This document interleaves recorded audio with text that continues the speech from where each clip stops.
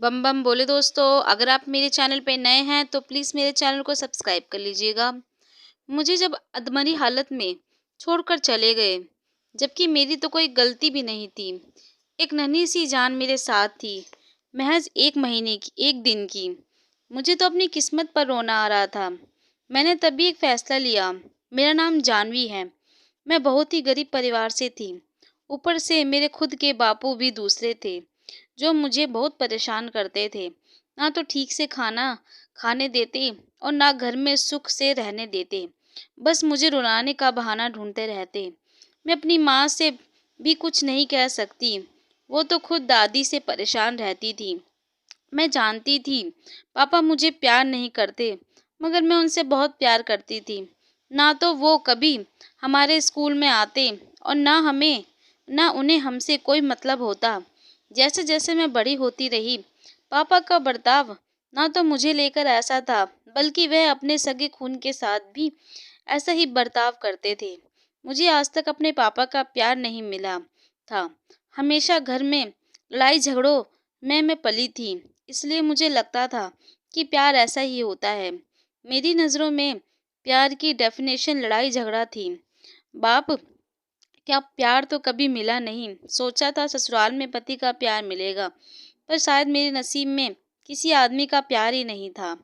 शायद मेरे पापा ने सौतेली बेटी होने के कारण मेरी जल्दी से शादी करवा दी। मुझे ना तो प्यार की समझ थी और ना ही घर गृहस्थी की। मुझ में कोई चालाकपना भी नहीं था।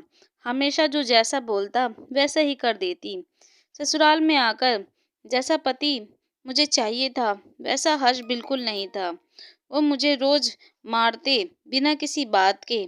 अगर मैं अपने किसी परिवारजन से कहती तो वह सब मुंह बंद करके बैठ जाते, और अगर कहीं मेरी गलती निकलती तो सब मुझे मेरे सर पर जूते मारते। मैं बचपन से ही यही सब देख देख कर बड़ी हुई थी, तो मुझे जरा फर्क नहीं पड़ता था। लेकिन बाप के यहाँ पर इससे सही हालत थी मेरी। पर यहाँ ना तो कोई इज्जत करता है, ऊपर से मारपीट भी खानी पड़ती है। वहाँ माँ का प्यार तो था, यहाँ तो बस मुझे सब नौकरानी समझते हैं।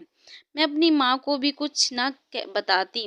वो बेचारी तो पहले से ही परेशान रहती। मैं और उन्हें अपनी परेशानी बताकर परेशान नहीं करती थी। धीरे धीरे वक्त बदलता रहा और मैं माँ बनने की कगार पर आ गई। अब तो सब कुछ इस पर न्योछावर करने का मन करता है। जिंदगी जैसे इसके पैदा होने से पहले ही इसकी हो गई है। आज समझ आता है क्यों मेरी माँ मेरा चेहरा देखकर वो सब जुल्म सह लेती थी। अब से बस अपने बच्चे के लिए ही जीना है। मेरे जब पूरे 9 महीने पूरे हो गए तो मुझे कोई हॉस्पिटल लेकर नहीं जा रहा था। सब एक दूसरे पर बातें टाल रहे थे। फिर वहीं पर मुझे दर्द होने लगा और मेरी डिलीवरी घर पर ही हो गई। मुझे बेटा हुआ था। सब बहुत खुश थे। इसलिए नहीं कि मेरे बेटा हुआ है, बल्कि इसलिए घर का वारिस आ गया।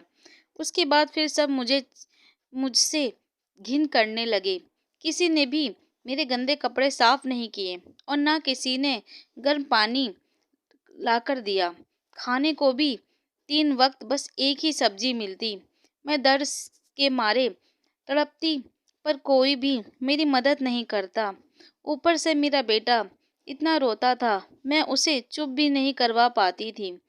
हमारे पास ही में एक दाई माँ थी। वो ही फिर मेरा ध्यान रखने आती। मेरे पति तक तो मुझसे दूर हो गए थे। मैंने तभी से अपने सास ससुर की भलाई करने और सोचा था कि अब उनसे कभी भी कोई रिश्ता नहीं रखूंगी, मन बना लिया। उसी दिन से मेरा दिल कट्टर हो गया। चाहे अब कोई जी या मरे, मैं किसी का बीमारी में साथ नहीं दूंगी। क्या शादी के बाद एक लड़के से बच्चा जनने के लिए मशीन हो जाती है?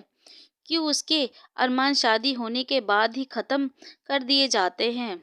मुझे ठीक होने में पूरे 1 महीने लगा और उन्हीं दाई माँ ने मेरी मदद की थी। वो मेरे लिए जैसे भगवान का रूप बनकर आई थी।